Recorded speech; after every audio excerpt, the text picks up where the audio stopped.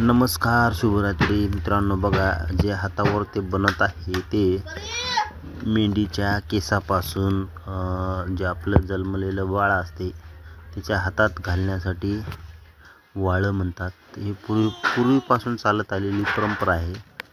मेंढीच्या केसापासून बनवलेलं ते वाळं आहे. बघा, हातावर बनवत आहेत ते मेंढकरी दादाच आहेत बनवणारे. आणि थोडे केस घेऊन मिक्स करून त्याला पाणी लावायचं आणि पाणी लावून ते हातावर कडे बनवतात.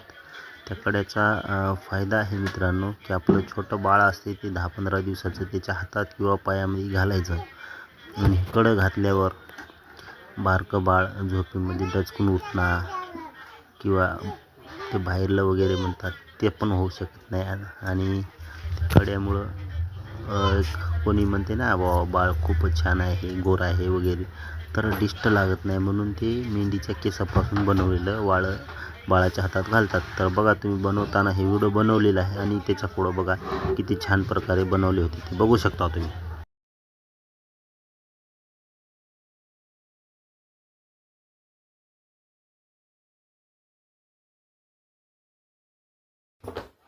तर बघा मित्रांनो, हे रात्री मेंढीच्या केसापासून हे कडे बनवले आहेत. बघा किती छान प्रकारे बनवलेले आहेत. हातावर पाणी लावलं बघा. तुम्ही म्हणताल मशीनवर, ते पण व्हिडिओ आहे आपल्याकडे. बघा, आता मी तुम्हाला याची माहिती नंतर सांगतो व्हिडिओमध्ये. तर अशा प्रकारे 4 कडे बनवून घेतलेले आहेत बघा.